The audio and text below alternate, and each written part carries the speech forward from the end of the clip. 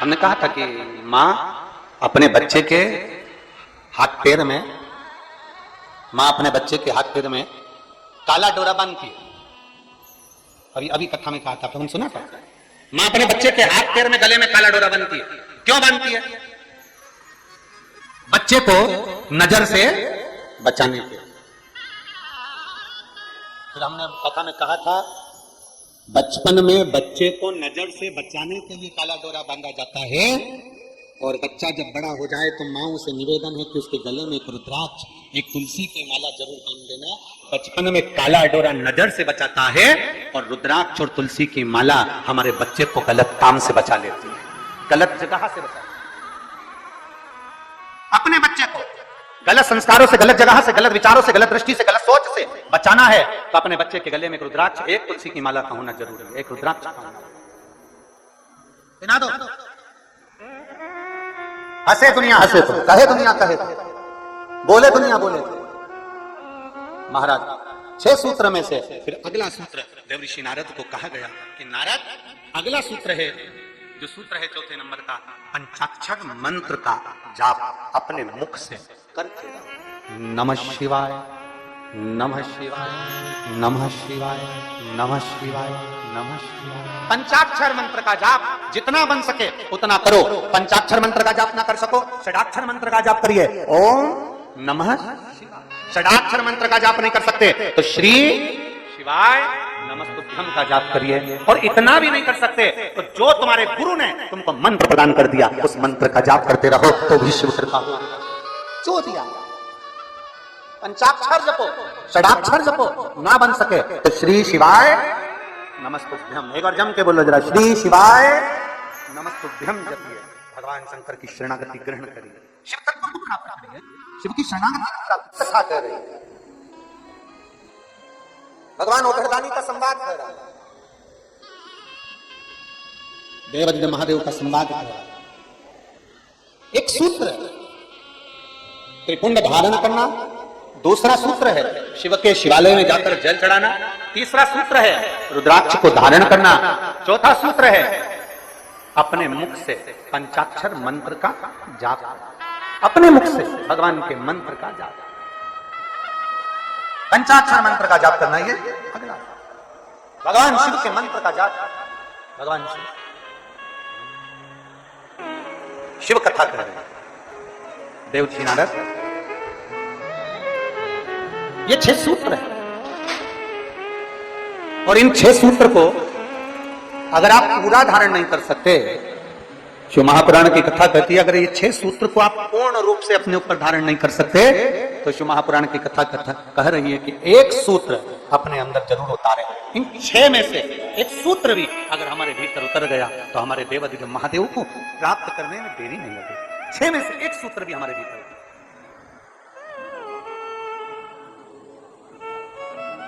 अब ये आपके ऊपर निर्भर करता है, ये आपके ऊपर निर्भर करेगा कि आप कौन सा सूत्र अपने भीतर उतारें। चंदन लगाना है मस्तक पर, त्रिपुंड धारण करना है मस्तक पर, या शिव के मंदिर में 1 लोटा जल चढ़ाना है, या गले में रुद्राक्ष धारण करना है, या पंचाक्षर मंत्र, षडाक्षर मंत्र, या श्री शिवाय नमस्तुभ्यम बोलना है, या भगवान शंकर की कथा को श्रवण करना है, या भगवान शंकर की कथा को श्रवण कर अपने जीवन में उतारना। ये आपके ऊपर निर्भर है, ये आपके ऊपर निर्भर है। 6 सूत्र में से एक सूत्र अपने भीतर उतारना। शायद देवराज नाम के ब्राह्मण का चरित्र यही कहता है।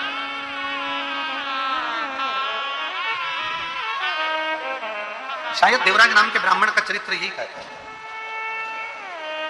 कि 6 सूत्र में से देवराज नाम के ब्राह्मण ने एक सूत्र अपने अंदर उतार लिया, और वो सूत्र कौन सा था कि चोरी का धन लेकर जा रहा है, चोरी का सामान उसके साथ में है, चोरी के आभूषण उसके साथ में है, और उसने एक सूत्र अपने अंदर उतारा कि चोरी का भी धन उसके साथ था, तो भी भगवान शंकर के मंदिर में जाकर, भगवान शिव के मंदिर में जाकर बैठ गया। 6 सूत्र में से एक सूत्र है शंकर की शरणागति, शंकर का द्वार, शंकर की चौखट।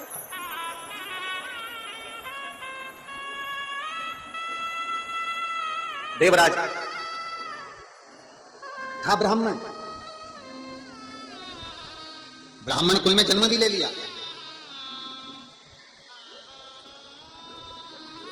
ब्राह्मण के घर में जन्म भी हो गया, और ब्राह्मण तत्व से, ब्राह्मण कर्म से वंचित, ब्राह्मण कर्म से वंचित है।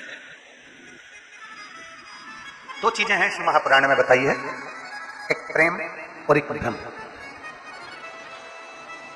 एक है प्रेम, दूसरा है भ्रम। प्रेम बिखरे हुए को भी जोड़ देता है, और भ्रम कोई जुड़े हुए भी होते हैं तो उनको तोड़ देते हैं। ये प्रेम और एक भ्रम। प्रेम कोई हमारा दुश्मन भी है, कोई गलत भी है, कोई बेकार भी है, तो प्रेम उसको जोड़ने का कार्य करता है, प्रेम उसको संजोने का कार्य करता है, प्रेम उसको जोड़ने का कार्य करता है। एक प्रेम और एक भ्रम। प्रेम जोड़ रहा है और भ्रम तोड़ रहा है।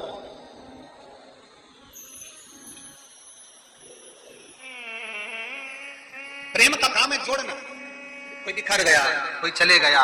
देखो शिव महापुराण में एक संवाद आता है, जब भगवान श्री गणेश जी महाराज ने भगवान देवादिदेव महादेव और माता जी की परिक्रमा करी तो प्रथम गिनती में श्री गणेश जी महाराज आ गए। प्रथम गिनती में श्री गणेश जी महाराज आए। और जब प्रथम गिनती में श्री गणेश जी महाराज आए और कुछ देर बाद भगवान श्री षडानंद कार्तिकेय भ्रमण करते करते पहुंचे। थोड़ा ध्यान देना कथा पर। ये जल वृष्टि तो अपनी जगह चलती रहेगी, पर कथा पर अपना स्मरण रहे। प्रेम और भ्रम में अंतर देखिए जरा।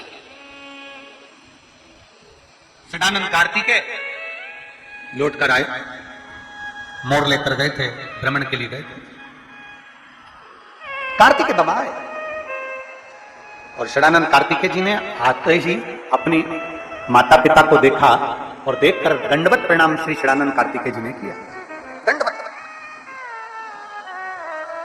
जब प्रणाम किया तो प्रणाम करते से ही कार्तिकेय जी की आंख में से जल झलक रहा है, नेत्रों से नीर झलक रहा है। षडानंद कार्तिकेय जी की नेत्रों से, आंखों से जल झलक। अब कार्तिकेय जी की जब आंखों से जल झलक रहा था तो माता पार्वती जी ने ध्यान दी और मां पार्वती जी ने तुरंत कार्तिकेय के मुख की ओर देखा और देखते से ही षडानंद कार्तिकेय को देखते ही देवादिदेव महादेव से माता पार्वती जी ने कहा कि गणेश जी ने आप और हमारी परिक्रमा करी और उसको प्रथम गिनती में लाकर आपने खड़ा कर दिया, और षडानंद कार्तिकेय जो पृथ्वी की परिक्रमा कर कर आए हैं और उनको कोई पद नहीं मिला है, इसलिए उनकी आंख से जल झलक रहा है। आज शिव जी, हे भोलेनाथ जी, आज आपका जो निर्णय है ना, उस निर्णय ने हमारे पुत्र को तोड़ दिया।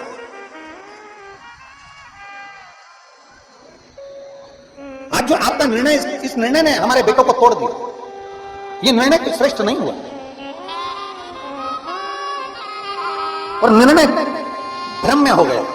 भ्रम में गणेश जी आपकी और हमारी परिक्रमा कर ली है, गणेश जी ने आपकी और हमारी परिक्रमा कर ली और वो प्रथम गिनती में आ गए और यह षडानंद कार्तिकेय पूर्ण पृथ्वी की परिक्रमा कर आए और उनको कोई पद नहीं मिला। ये निर्णय कुछ भ्रम में हो गया। और पार्वती जी ने देवादिदेव महादेव से कहा, बाबा ओघरदानी प्रभु स्वामी, बस यही बात है कि प्रेम जोड़ता है, भ्रम तोड़ता है, और भ्रम ने तोड़ दिया।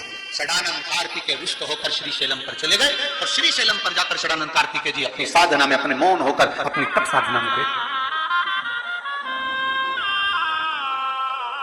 षडानंद कार्तिकेय जी अपनी तप साधना में मौन होकर बैठ गए। भारत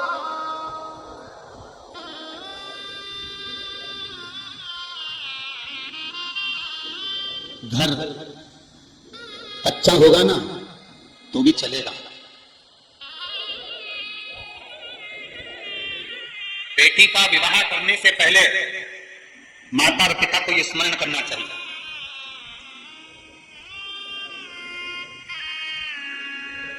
किसी के घर में जाने से पहले आपके दिल में यह स्मरण होना चाहिए, किसी का घर कच्चा होगा चलेगा, किसी का घर कच्चा है चलेगा, पर दिल मन सच्चा होना चाहिए, तो कच्चा मन भी महल के बराबर हो।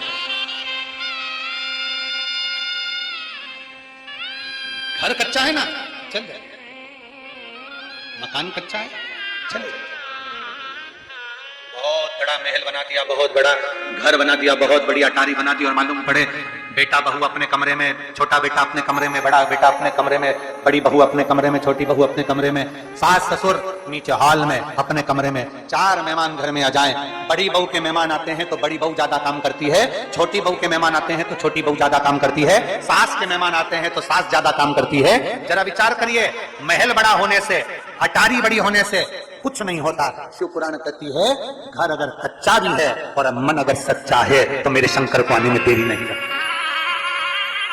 मेरे शिव को आने में देरी नहीं लगेगी, मेरे शंकर को प्राप्त करने में देरी नहीं लगेगी।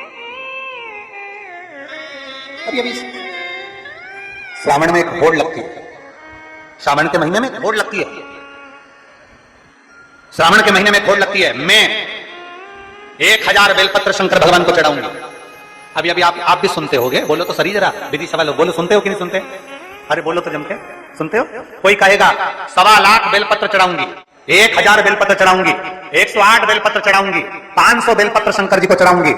शिव महापुराण में ये कहीं पर नहीं लिखा कि आप शंकर भगवान को 1.25 लाख बेलपत्र चढ़ाओ कि 50,000 चढ़ाओ। शिव महापुराण में इतना जरूर लिखा है कि अगर आपने अपनी जिंदगी में एक बेलपत्री का पेड़ लगाया है तो एक बेलपत्र चढ़ाने के तुम अधिकारी हो। किसी का लगाया पेड़, किसी का बड़ा सारा वृक्ष, और तुम्हारा मन कर गया 1.25 लाख बेलपत्र चढ़ाऊंगा, उस बेलपत्र के सारे पत्तों को, सारे पत्र को तुमने तोड़ लिया, शिव जी को समर्पित कर दिया। बेलपत्र का वृक्ष भी सोचता है, जिंदगी में एक पेड़ ना लगाया, जिंदगी में एक वृक्ष ना लगाया, जिंदगी में वृक्ष को कटवाया पर लगाया नहीं, और वृक्ष लगाया नहीं, और बेलपत्री का पत्ता तुम शिव जी को चढ़ाओ, मेरा ओघरदानी स्वीकार नहीं करता। ध्यान देना, अगर शंकर को बेलपत्र चढ़ाने का शौक रखते हो और अपने मरने के बाद भी शंकर के मंदिर में बेलपत्र चढ़वाना चाहते हो, तो एक बेलपत्र का वृक्ष लगाने का संकल्प लेकर अपने जीवन को आगे बढ़ो कि हम भी एक बेलपत्र का वृक्ष लगाएंगे, जिससे हमारा वो लगाया हुआ वृक्ष का बेलपत्र भगवान देवादिदेव महादेव को समर्पित हो सके, भगवान शिव को चढ़ सके। एक संकल्प अपने भीतर होना चाहिए।